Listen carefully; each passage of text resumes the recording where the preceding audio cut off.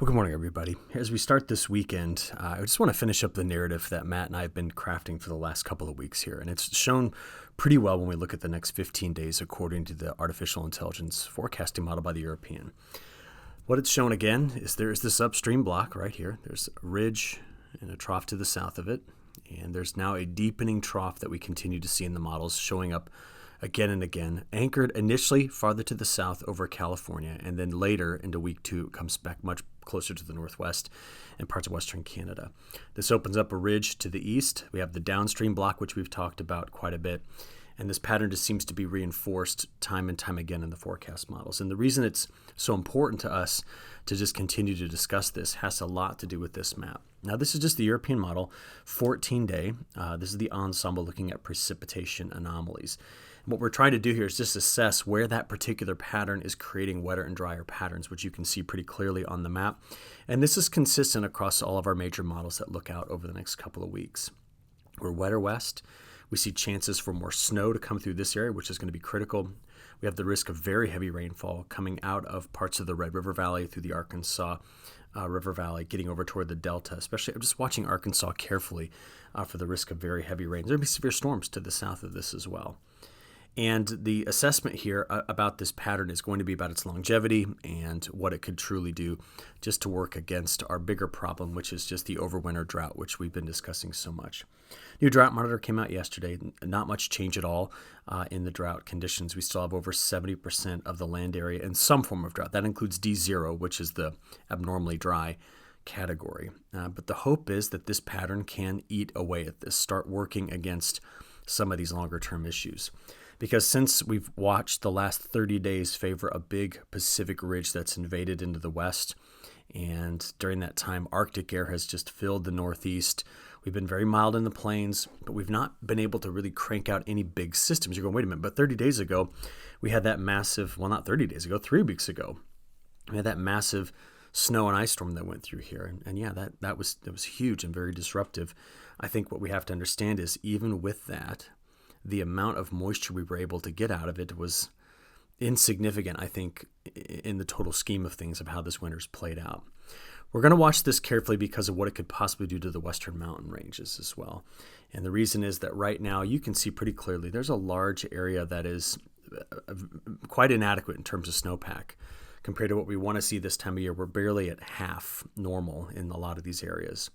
We've also been paying attention to like the Platte River system. I'm going to bring this up because I did get some good questions about this last time I showed it. So this is the snow water equivalent in the North Platte Basin.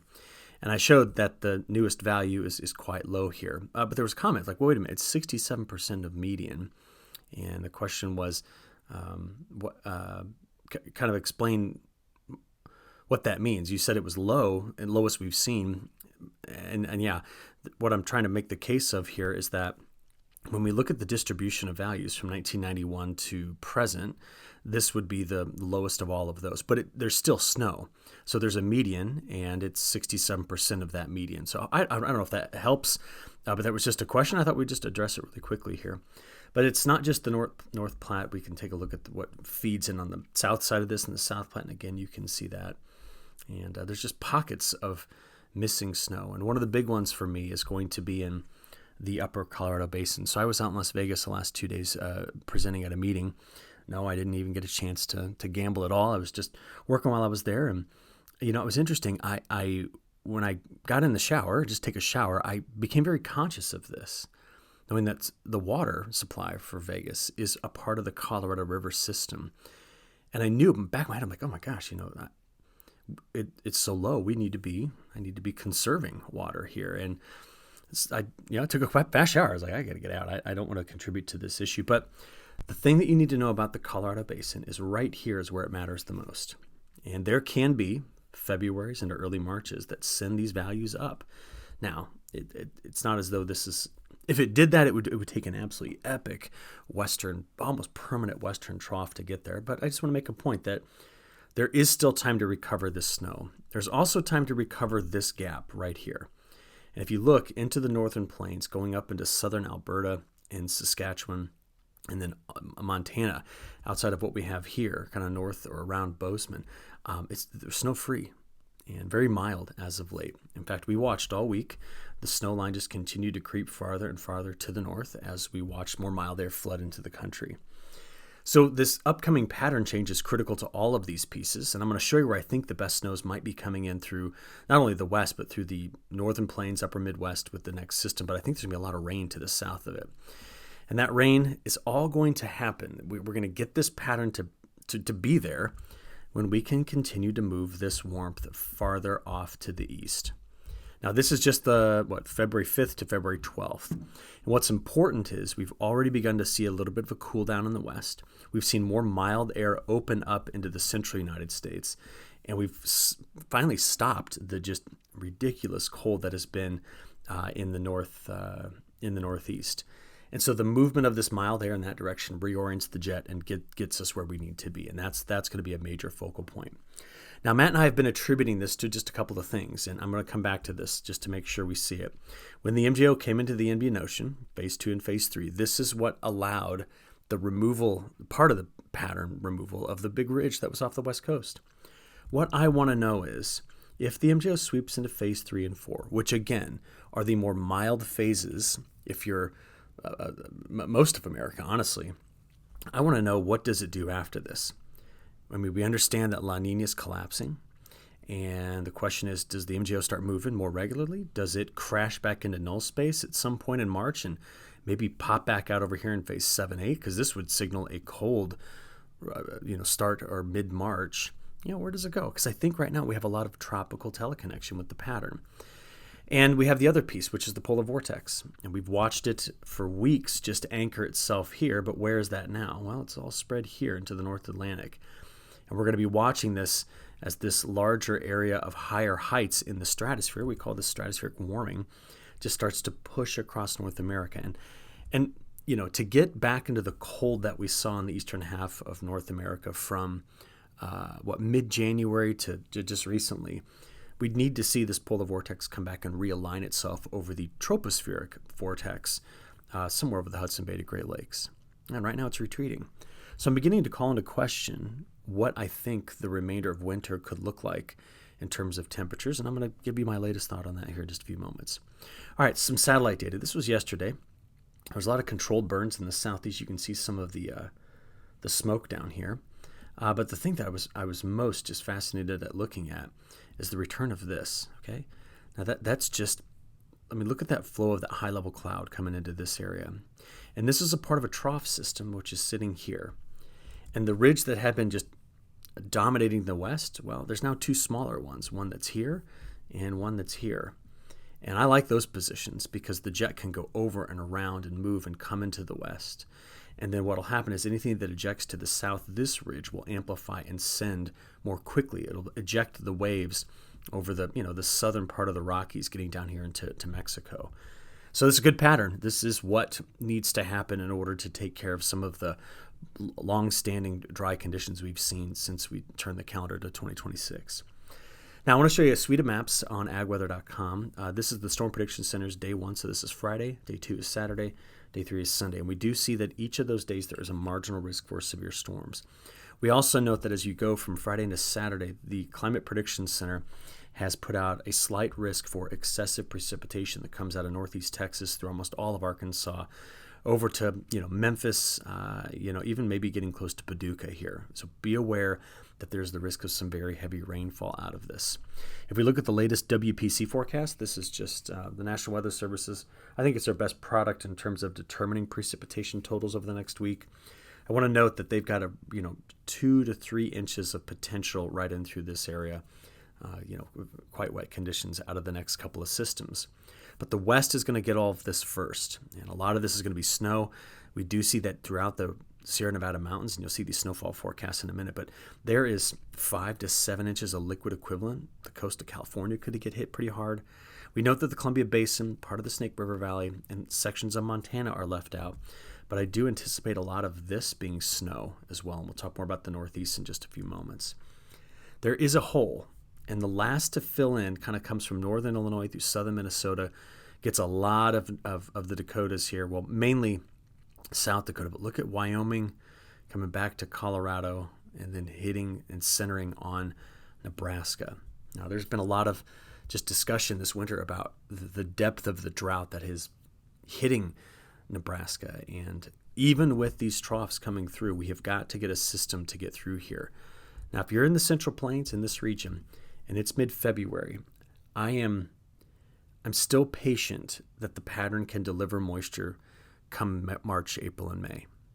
But at this stage, we have a lot of folks, rightfully so, very concerned about the depth of this drought and its impact throughout winter. All right, so with all of that, let's get into some models. I'm going to start you off with the NAM and look at the severe weather threat.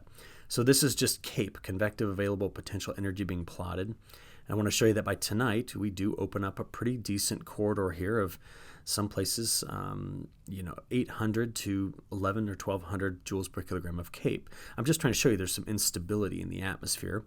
And we've got the moisture at the surface. We've got the trough ejecting. So that's why there's a marginal risk for this area. So again, let's just highlight this overall region here. We'll take a look at the data, the precip type and intensity in a second. Then as we play this into Saturday, we're going to watch this slowly move east. And this is by the time we get into Saturday night, Sunday morning. And that's about all the farther the NAM can take us out here. I want to look at this, though. Let's come in and switch the NAM variable away from CAPE. And let's just go with dew point temperature. So this is going to tell us how dry or humid the air is. So very dry air north, very low dew point values. But as we play this forward, I'm just trying to get a sense as to what type of boundary we're going to be watching here. Is this dry line-esque? It's a little early to be looking at that, but there's certainly going to be a pretty sharp divide right in through there that we'll need to watch as this goes through. Let's go from there and just look at the radar simulation. So the nice thing about the NAM is it gives us a simulated radar product. And this is what it's going to show. So this is going to start us off this morning early. We're getting now into the mid-morning time frame. There's that wave ejecting. We can see still more moisture, some moisture coming through parts of Ontario. But I'm curious what the model's doing, by tonight. Now, I don't see a whole lot of, organization in this that's got me overly concerned. Like sometimes the models just... they pick out a certain storm type, squall lines or supercells. I do see just kind of cellular convection happening along that boundary, getting into the overnight, and there could be some embedded supercells. All right, we just need to be aware of that. I'm thinking Lubbock here, just kind of see the action around Lubbock for late tonight into tomorrow morning. We could make this a bit more linear into the overnight hours. You kind of saw that between Lubbock and Wichita Falls, but we do see some rain coming through here.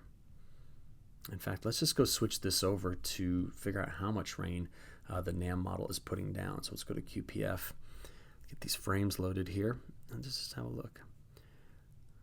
All right, playing this forward. I mean, there's the potential in some of these to put down, apologize for that. Once it reloads, it resets. I need to fix that. But what we see here is over the next 60 hours, I mean, some of these models are squeezing a lot out of these storms, 2, 3, 4 inches of moisture. So we just need to be aware of that overall. Now let's zoom this back out a little bit here, come back to the whole U.S. and take a look at, let's flip this over from the NAM to the ECMWF. Now I'm going to show you the ECMWF total precipitation first, because that's where we started. Like, hey, we know the moisture is coming through here. Let's just get this played out. All right. Wow, look at the second wave coming in on the 16th and 17th into California. You got snow up here with this one. I'll show you that in just a few seconds.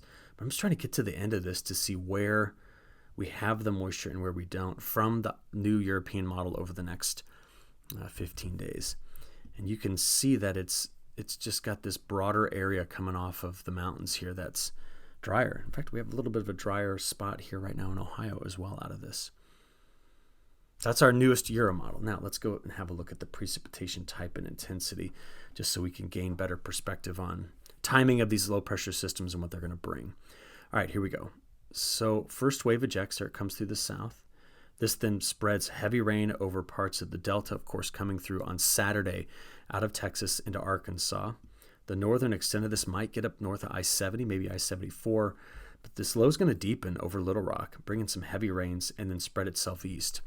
Now remember, earlier in the week, remember what the European model was doing?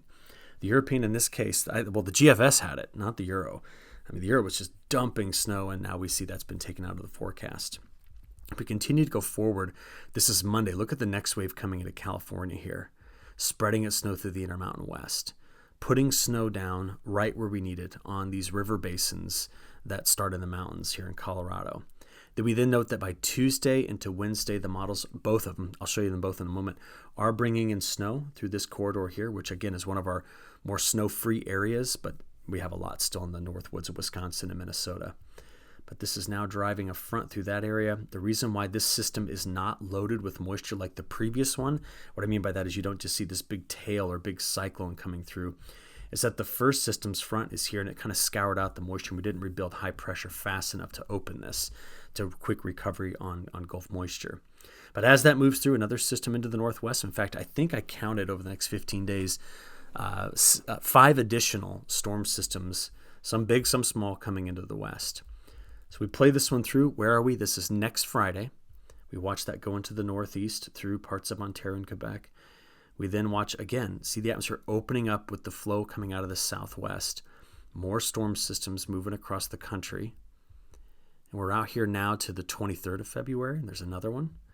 Big system hits the northwest. Look at that one that the models are picking up right now for 23rd, 24th. Now, it's pretty far out there in the model, so we just know that there's going to be a storm system, but we're not going to pin down any specifics. The point behind all of this is that the pattern is active. We're seeing western troughs and what they can do as they send waves ejecting over the mountains. It's just where over the mountains they're going to move that's going to be most critical. So we showed you total precip. We looked at the timing of the systems. Let's just add up the snow. We're taking out here, this is a 5-day forecast on total snow. So we're watching next Wednesday and Thursday for the snow that could spread through here. All right, but look at these western U.S. totals. And parts of Minnesota, Wisconsin, with the following systems. These are the ones that are out there 8, 9, 10 days from now. But we could be loading up the Great Lakes with even more.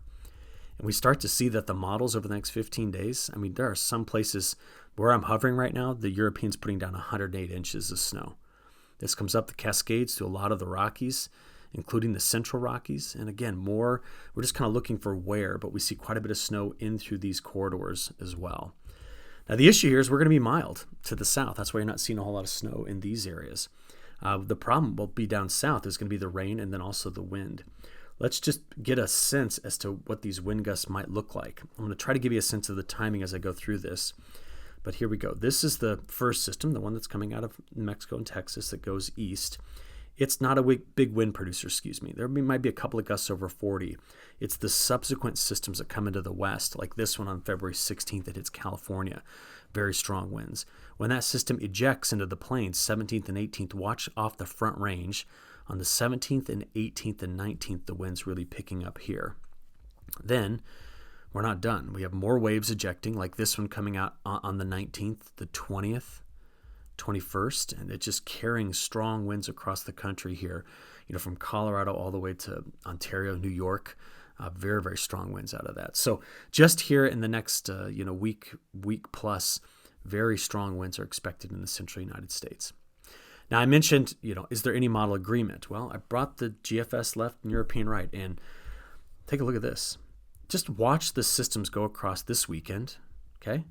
Next low comes in when? 16th, 17th. Ejects into the plains. Both models doing, almost identical things with the placement of the low. The snow will be different, and it's all about the temperature profile. Like, look, the GFS brings more rain to southern Minnesota, Wisconsin, lower Michigan. Europeans got snow. It's got a colder profile. Again, when are we? This is next Wednesday afternoon and evening. And then there's another low. See it? Both models have the lows. Now, there'll be differences, but what I'm seeing here is that they're both putting low pressure in the same spot. They're introducing storm systems into the west kind of at the same time, and they don't even really deviate from one another until we get better than 200 hours out. So I like that. I like the agreement. Let's now put it down into terms of probabilities. And I want to show you the dry spots first. Over the next week, remember, parts of New Mexico, parts of Colorado, most of Nebraska, sections of Iowa, this corridor is last to get the moisture. It's going to come on after that. But if we look at who's wet over the next week, this is the probability of 1 inch, probability of 2 inches. You can see why we had the threat in this area of excessive rainfall. And then if I go out to California, we've got chances of over 4 inches of liquid equivalent coming into this region. Now, that's just 1 week. Let's just go ahead and take this out 10 days. Maybe let's just go all the way out. We'll go out 2 weeks in the model just to get a sense of this. Right there, 336. 2 inches of moisture. That's the probability. 1 inch. Look at the size of this. And this is the best look we've seen in a long time. Are there any holdouts for the dryness? Well, it's going to be Nebraska last. And unfortunately, that's just due to the trajectory of these systems, how quickly they're moving, the size of the rain shadow, and the fact that it's been so dry there. On the snowfall side of it, I'm just going to start you off with the next week probability of getting another 3 inches. And you saw with the frontal boundary coming through that this corridor here could fill in with some snow. But if we step it up to 6 and 12, I mean, just look at our western mountains, especially the Sierra Nevada. That's 18, 24, 36, 48. I mean, there's going to be some huge snows in this area. Okay. Now, week 2, we do anticipate that the trough will reorient itself a bit farther to the north into the Pacific Northwest. And that's why our models for week 2 are all showing, I think, better moisture in the Pacific Northwest. See that? Which they need desperately in this area. So there's your week 2 model suite right across the top here. As I was looking through this, though, this morning, I do want to show you that the Climate Prediction Center, we'll come back to those temperatures in a moment, they do have the risk of heavy precipitation. I know the map's kind of small, but you can click on them later. Winds opening up into the plains, but this is where their risk of heavy snow is February 20th to the 26th. Just wanted to add that in there as another piece to this. All right, temperatures. There we go. We can see how the pattern has been changed. Our frost risk is now moving north. I mean, we're not expecting a frost in Springfield, Missouri for the next 7 days. Very mild air invading. If you look at the actual high temperatures, here's today. This is Valentine's Day, 60 in Sioux Falls. Very mild conditions here across the western Corn Belt, northern plains, upper Midwest. That's Sunday. A little interesting kind of cold air damming event here as that low tries to sneak through. And this is Monday, Tuesday. Look at the cool off in the west. 65 in Des Moines, 69 in Lincoln, 66 at home. 71 in St. Louis on Wednesday next week. But we start to see this coming back. And if you go back to the maps I mentioned a moment ago, well, we got our matrix here. We have the ECMWF on top, GFS in the middle, and the European on the bottom. These are the ensemble versions, by the way. And I have been making a case, like I think we're going to see this return of Arctic air coming out of the Canadian prairie. It could load up and just open like this at some point. But the models are very resistant in making that happen. And I've now started to see that some of the models are doing this.